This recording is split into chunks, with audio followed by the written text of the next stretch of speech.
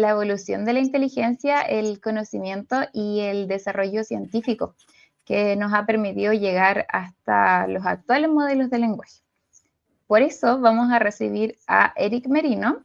Él nos va a presentar la conferencia del método científico de Newton a los LLM y la simulación de la inteligencia, que es una invitación a que recorramos juntos la evolución del pensamiento científico y comprendamos también cómo los avances tecnológicos nos conducen hacia una nueva forma de entender la IA. Eric, ¿estás por ahí? Hola. Hola. Bienvenido, Eric, ¿cómo estás? Muchas gracias. Hola a todos. Hola a ustedes, cuatro. Bienvenido. A ustedes tres, perdón. Ha llegado tu momento. Sí, llegó el momento.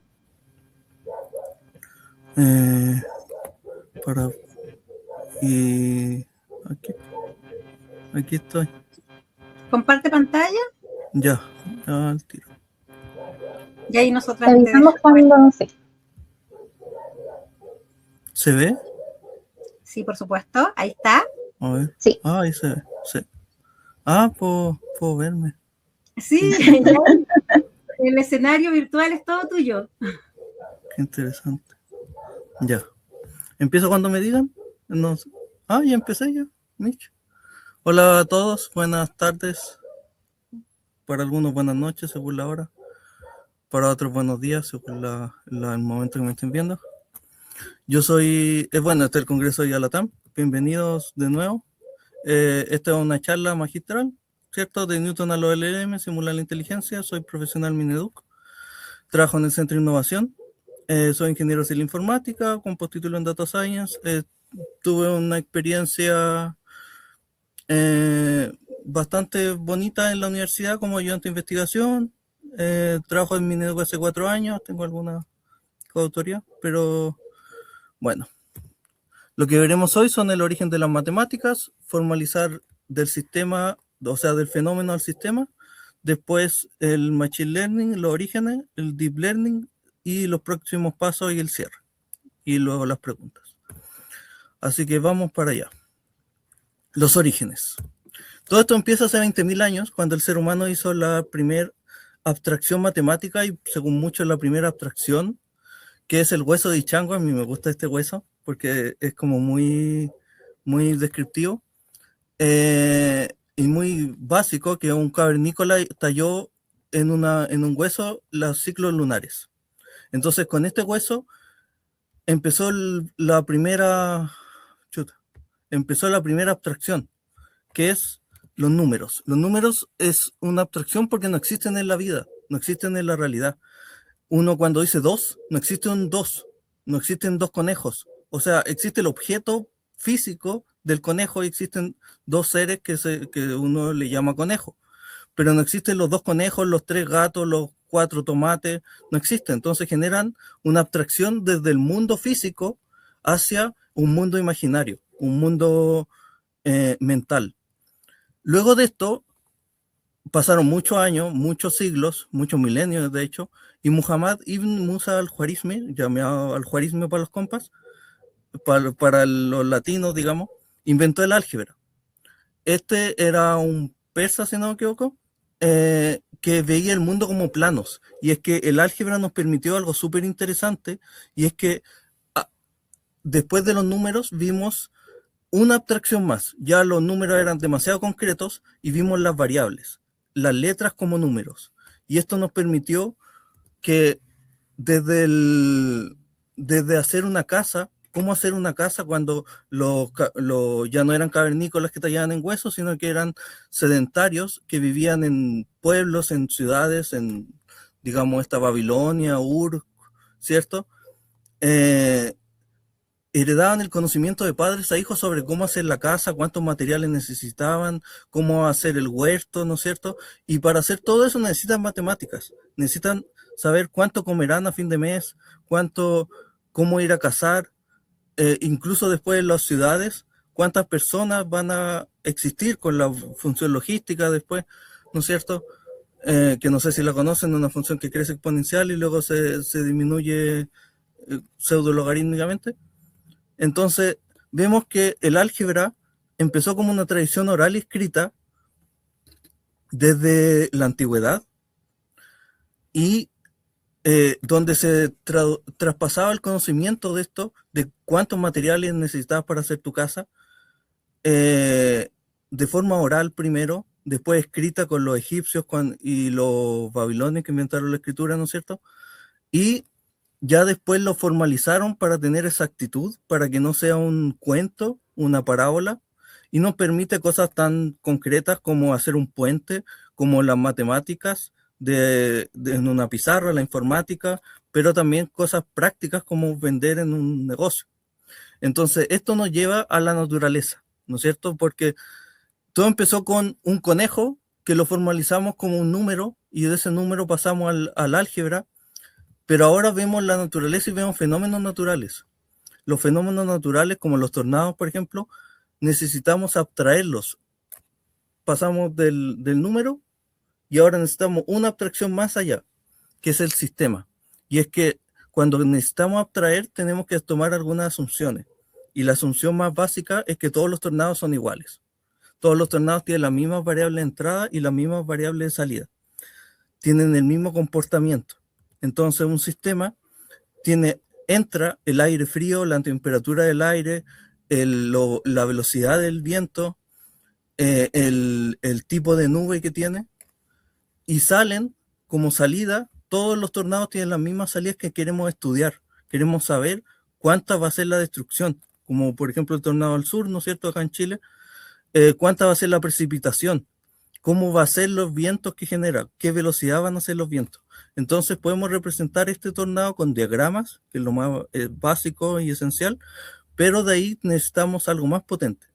Y ahí entran los tipos de sistemas, porque representamos nuestro tornado, que es un fenómeno natural, como un sistema, pero ahora necesitamos ver qué tipo de sistema, dónde calza esto. Y el primer tipo de sistema, aquí voy a marcar, el sistema lineal o predecible. Se marcó mal.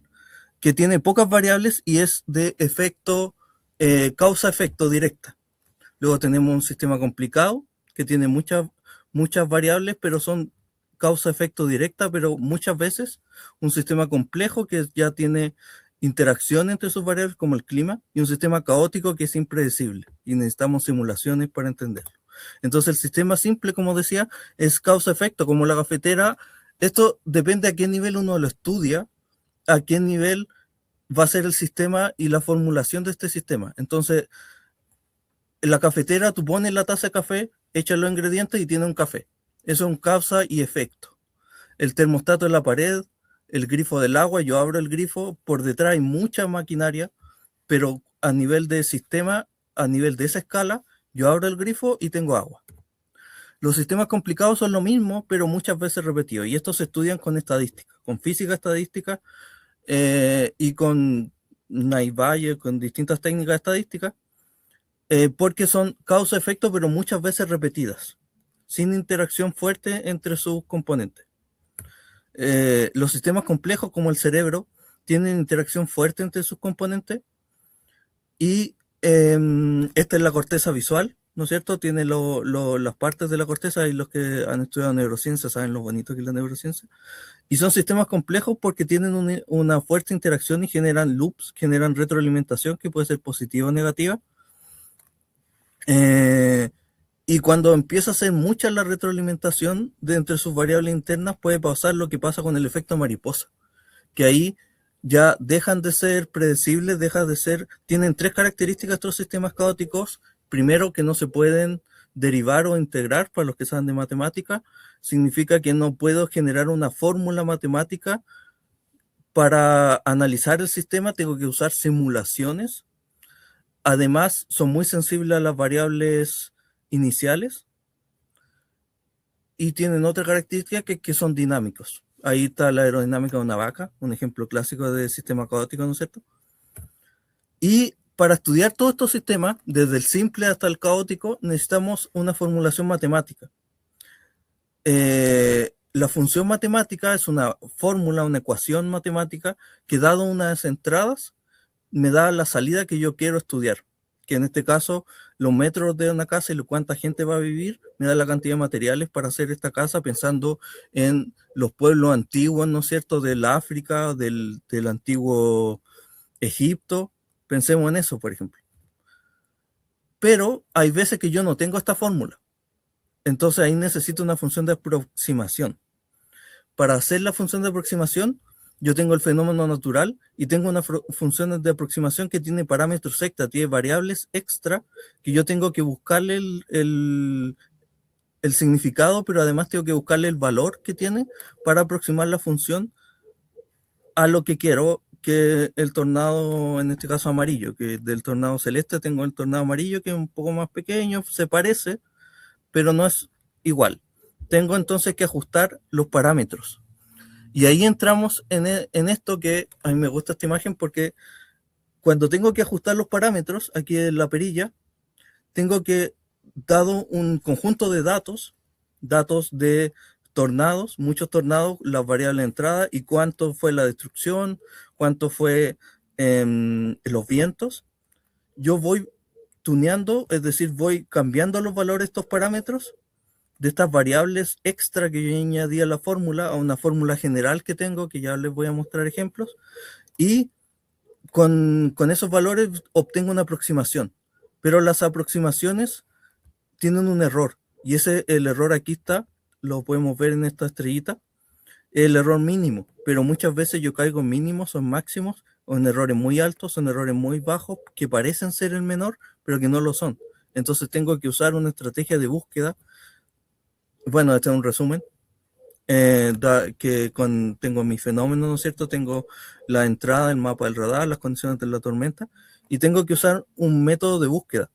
Cuando tengo información de la función de aproximación, cuando yo sé más o menos qué función quiero y qué función estoy usando, y si mi función es derivable, esto no aplica mucho para sistemas caóticos, yo lo que hago es usar una cosa matemática que se llama gradiente, que dado una superficie imaginaria del error, yo calculo un gradiente que es un artefacto matemático para buscar la dirección hacia dónde se dirige ese error. Pero cuando no tengo información, por ejemplo en sistemas caóticos o en sistemas complejos donde no tengo mucha información de la función de aproximación, yo tengo que usar búsqueda aleatoria. Aquí tengo una imagen de un programa mío, que son metaheurísticas poblacionales que imitan el comportamiento en este caso son partículas, creo, o pescaditos, creo que son pescaditos. Hay funciones que imitan el comportamiento de colonia de hormigas, de agujeros negros, etc.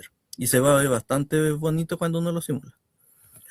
Entonces tenemos distintas funciones de aproximación. La más básica que se usa en la vida real es la regresión lineal, ¿no es cierto? Que tiene dos parámetros T a optimizar, que T de template, por si acaso, de plantilla en español, y los parámetros en la pendiente del intercepto. Entonces tenemos I igual la pendiente, nuestro valor de entrada, más el intercepto. Ahí no me salió muy bonito el dibujo. Tenemos otra función que es la regresión logística, que usa parámetros beta, que usa una función sigmoide y se usa para aproximar sí o no. Respuestas de sí o no. Como por ejemplo, ¿va a llover mañana o no va a llover mañana? ¿Va a haber un tornado o no va a haber un tornado? La probabilidad que haya un tornado es muy baja, entonces ahí se usan regularizaciones y otros métodos. Ahí dejo las palabras para que el que quiera ahondar más, ahonde, ¿no es cierto? Y hay otra función de plantilla como la función polinomial, que aparece aquí una función cuadrática. Los K vecinos más cercanos, que buscan los datos de entrenamiento, los datos más parecidos y saca un promedio. El SVM, que es muy interesante porque crea una dimensión extra y esa dimensión se separa con un plano. Esto es equivalente a la red neuronal de 2 capas. Un árbol de decisión que por cada variable que yo tengo de entrada voy segmentando la variable y voy sacando casos y con eso saco la respuesta. Y aquí tengo ensamblados que son distintas funciones juntas que sacan un promedio o cosas por el estilo. Entonces tenemos que en 1888 Santiago Ramón y Cajal hizo este dibujo que aparece aquí a la derecha, que es la neurona. Y con esa neurona, aquí está la corteza visual primaria, pero en más detalle. Es la misma corteza visual primaria, pero es un poco más caótica. Pero sigue siendo un sistema complejo, estudiable, derivable, integrable.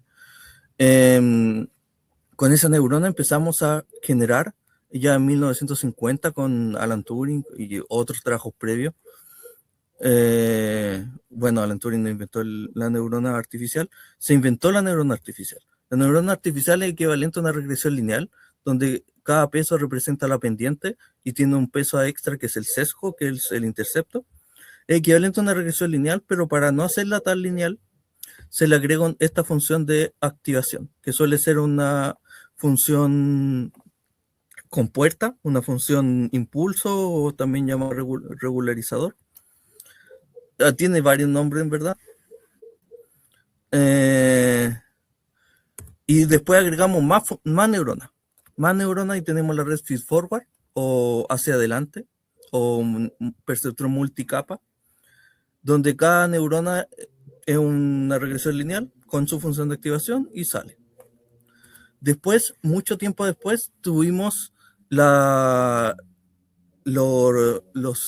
neuronas recurrentes, que son, tienen una memoria. Cada neurona tiene una variable que va actualizando cuando llega a una entrada. Antes de salir, la salida actualiza a través de una compuerta, generalmente, actualiza una variable interna que tiene, y esa variable interna la usa de retroalimentación. Entonces estas pueden generar retroalimentación, pueden generar sinergia positiva. Cuando hay mucha sinergia positiva, explota el gradiente y se va a la nube, y el entrenamiento falla. Cuando hay mucha sinergia negativa, el gradiente se desvanece y deja de entrenar, porque se vuelve cero y se multiplica por la variable interna, y se vuelve cero y no hace nada, y la neurona muere. Entonces estas neuronas son bastante especiales para entrenarse. Y luego tenemos Charles LeCun, en los años 90, si no me equivoco, inventó la red convolucional, que imita el comportamiento del ojo. El ojo, cada bastón de la retina tiene bastones amigos o cercanos, y las neuronas reciben todas estas entradas y la multiplican por el valor de la neurona, una regresión lineal. Eso es la función que hace el kernel aquí, esta matriz. Estos son los píxeles de una imagen, y da el resultado. Entonces, si concatenamos varias de estas convoluciones, tenemos un efecto similar a lo que hace la corteza visual primaria, pero solo hacia adelante. Como vieron, la imagen de la corteza visual primaria tiene muchos entreveses. Esto podemos filtrar muchas veces la corteza visual primaria, o sea, la convolución, perdón. Y tenemos la convolución, y aplicamos muchas veces la convolución. Aquí hay varias convoluciones en paralelo, aquí hay otras convoluciones en paralelo, aquí hay 5 convoluciones, y una red feedforward para clasificar hacia perro, cebra o caballo. Esta es una configuración clásica, se llama LeNet. Después salió AlexNet, que es más potente, que es capaz de clasificar 20.000 categorías de imágenes a punta de convolución. Entonces aquí tenemos una imagen más amigable de lo que hace la convolución. Aquí tenemos los filtros en paralelo, tenemos la segunda capa de convoluciones. Esta tiene 2 capas de convoluciones y tiene una red feedforward que predice luego los dígitos. Bueno, hay distintas configuraciones de ordenar estas neuronas. Está la red generativa adversaria, que tiene una red convolucional. Aquí cada caja son una capa convolucional, que esta genera una imagen artificial. Esta distingue si la imagen artificial es artificial o real, y aquí le pasamos imágenes reales y artificiales, y estas dos redes compiten. No se usa mucho hoy en día, pero se usa todavía para generar datos sintéticos y algunas cosas por el estilo. La UNet, un chascarro. La UNet son redes convolucionales, también se usan en imágenes, pero para segmentar. Esta típica imagen que tienen el automóvil andando y genera unos mapas de colores con la persona y todo eso, son con UNet. O antiguamente se hacían con UNet, ahora se usan la misma UNet, pero en vez de redes convolucionales se usan Transformer. Bueno, la UNet también se usan para generar la red de difusión. Esta es la misma imagen de una UNet, pero mostrada de distintas formas. Estas capas se llaman residuales, que hay para que el que quiera investigar más sobre las conexiones, perdón, residuales. Y tenemos, aparte de las imágenes, luego vino el texto. Vino bastante tarde. Primero se procesó imágenes. Y para hacer el texto, primero lo que se hace es dividir el texto en palabras. Estas palabras se les da un número, pero no podemos alimentar la red neuronal con el número del diccionario, porque parecería que feliz es más que gato, y no tiene ninguna relación. Entonces, para eso se hace un instrumento matemático que se llama bolsa de palabras, donde se hace un vector lleno de ceros y con un solo uno donde está la palabra, y ese vector se alimenta a una red especial que se llama embedding. Hay distintas formas de generar embedding. Hoy en día se usan transformers para generar embedding, se usa transformers para todo. Y el embedding tiene una característica bastante interesante, que genera un vector donde cada dimensión es una característica oculta. Entonces, por ejemplo, la primera dimensión podría ser cuán tan intangible es. Y aquí vemos que feliz es bastante intangible versus gato y perro. La segunda dimensión podría ser cuán cercano al ser humano es, o cuán lejano el ser humano es. Feliz es bastante promedio, porque hay gente que es cercana, lejana, pero el gato y el perro es bastante cercano. Entonces genera dimensiones que es muy difícil de interpretar. Es casi imposible interpretar hoy en día. Hay técnicas para intentar interpretar los embedding hasta cierto punto.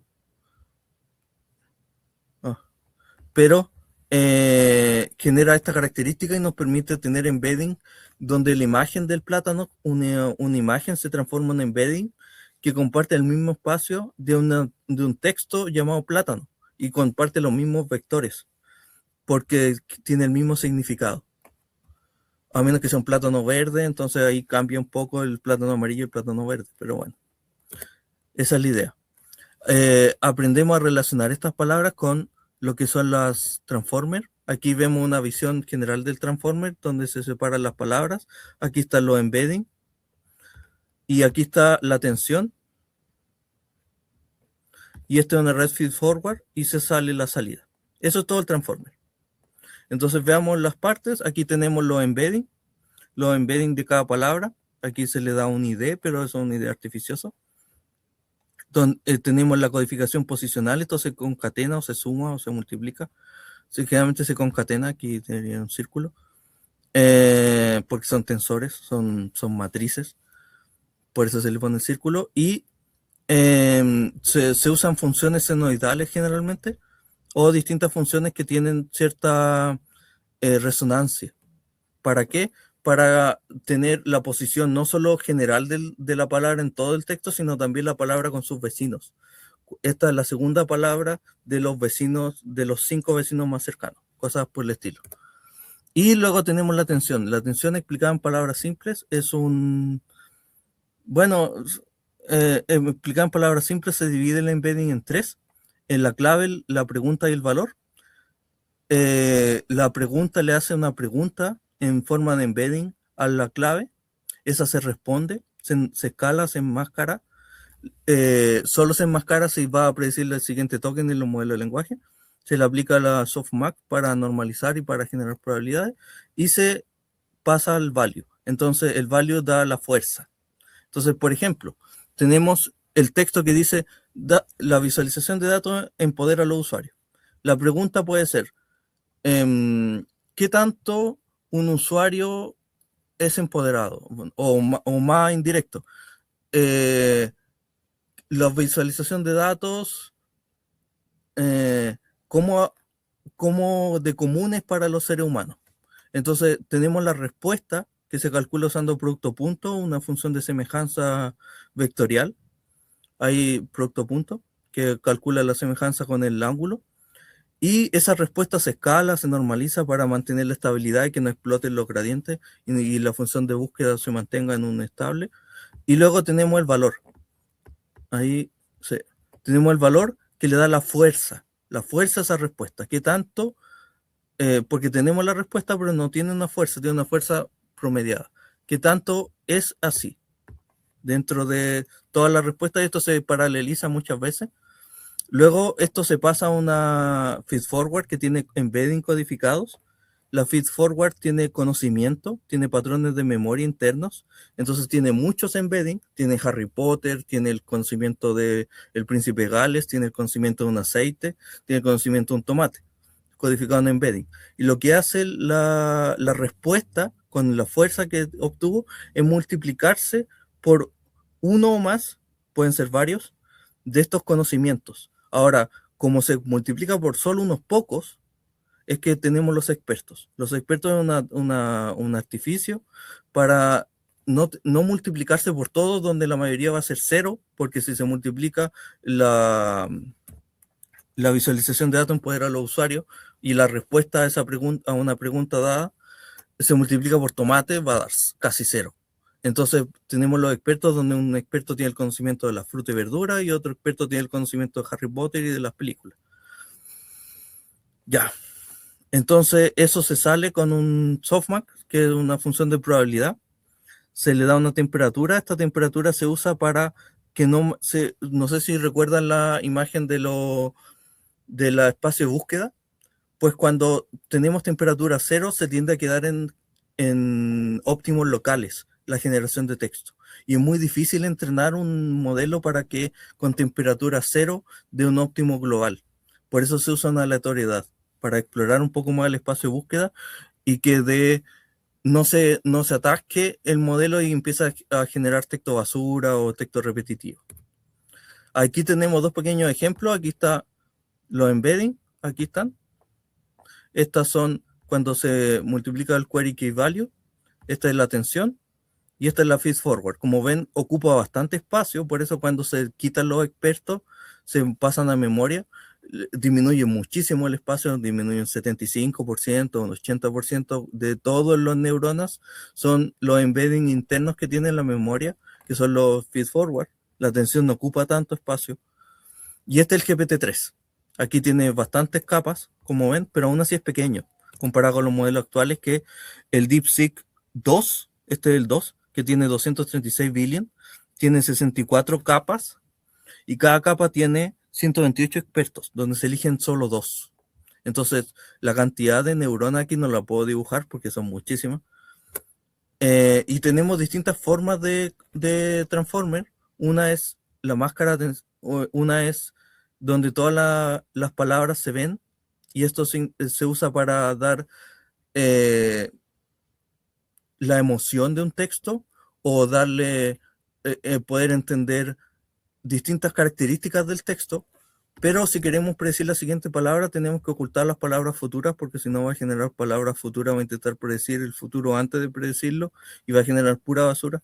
Entonces tenemos que ocultar las palabras futuras, y se enmascara. Los GPT enmascaran las palabras futuras en la atención. Tenemos Transformer en imágenes, usan el mismo mecanismo, solo que en vez de palabras usa pedazos de imágenes, y el resto es lo mismo. Y aquí tenemos dos salidas, una salida para clasificar el tipo de bacteria y otra salida para hacer segmentación, lo que decía antes que se hacía antiguamente con convolucionales. Aquí a veces hay una convolucional adentro de aquí, o a veces no. Las transformers son una generalización de las redes convolucionales. Se pueden hacer redes convolucionales usando transformers. Y no horizonte. Como la atención ocupa espacio cuadrático porque ocupa toda la matriz, se han inventado técnicas como atención global, atención local, atención aleatoria y BigVirt. BigVirt combina esas tres, que es la que se usa en... No me acuerdo ahora qué modelo, pero BigVirt es bastante usado. Tenemos atención con compuertas, donde antes de aplicar la atención se aplica una red que filtra qué palabras se va a aplicar la atención. Y con eso tenemos una matriz más pequeña, ahorramos memoria. Esto es lo que usa Química 3, por ejemplo. Aquí está usa la regla delta. Química 3 usa el Kimi Delta Attention, que se llama. Y la atención latente que comprime, todo lo que usa DeepSeek. Comprime los embedding a un espacio más pequeño de embedding antes de aplicar la atención. Aquí está el diagrama de lo que usa DeepSeek versión 4, que es esto. esto de acá, usa convolucionales dentro para comprimir la atención y usa feedforward. Entonces todo es lo mismo al final. Y,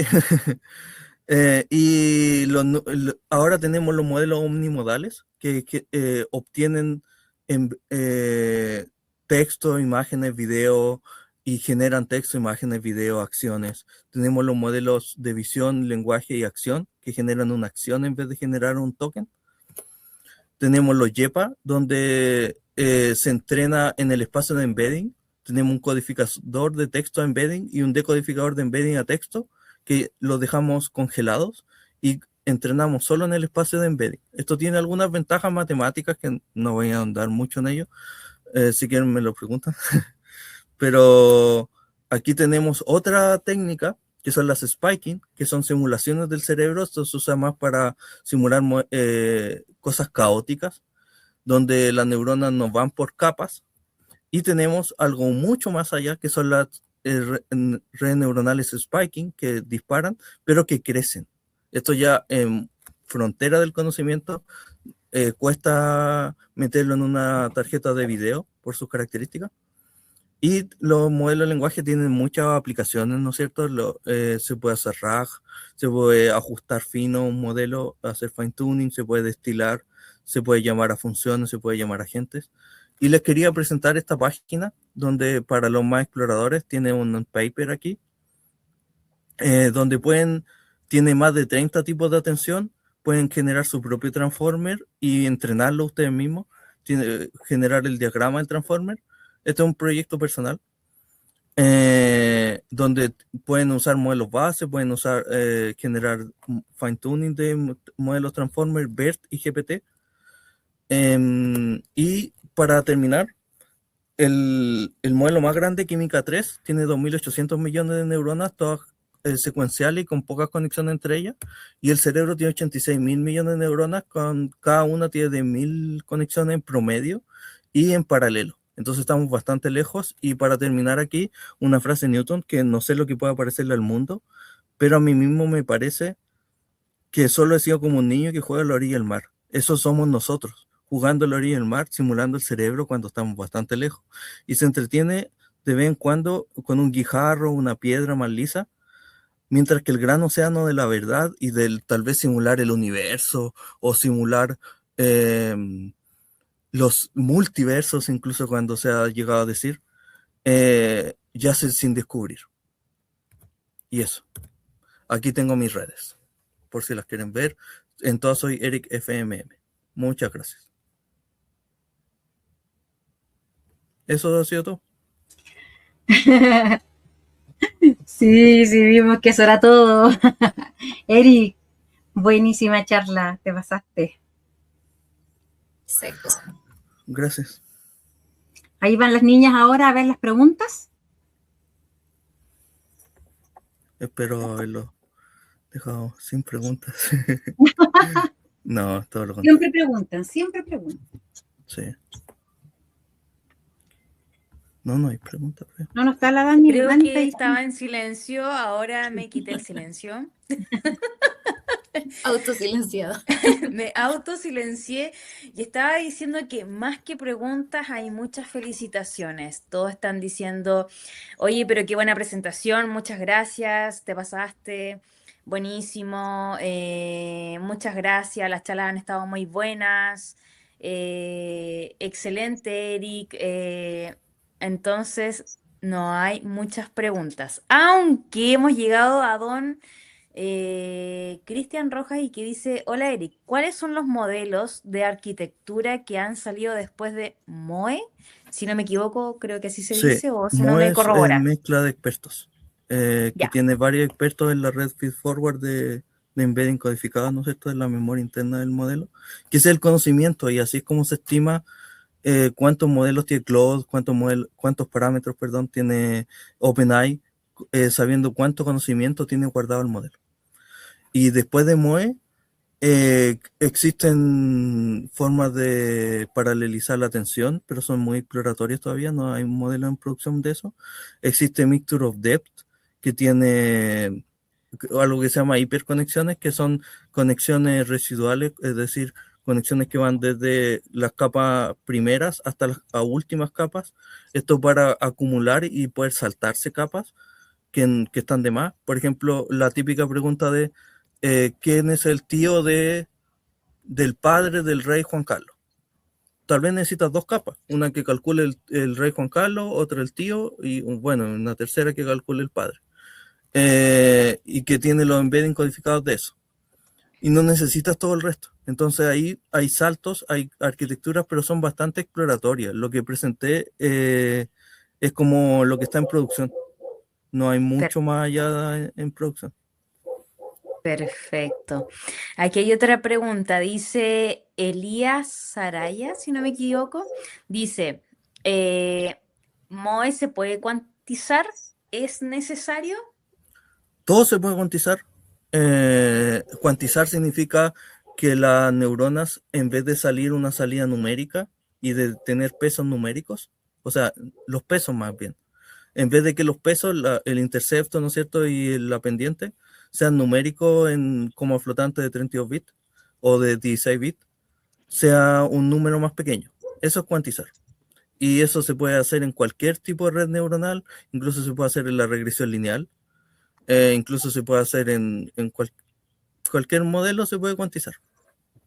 Y se usa, lobotomiza un poco el modelo, lo hace un poco más tonto porque le disminuye cierta capacidad, pero como la mayoría de neuronas no se activan, da lo mismo. Incluso hay técnicas que hacen una transformación geométrica y turboquant para poder cuantizar aún más sin casi perder calidad. Perfecto. Estimado Eric, hasta aquí por mi parte.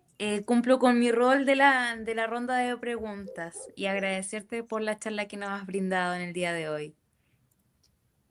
Yep. Sí, Eric, Muchas muchas gracias por tu cercanía, estar agradable, así como verte, nos encantó. No, hiciste un viaje por la historia. Fuimos Sí, avanzando esa contigo es a la idea. través del tiempo. Esa era la idea.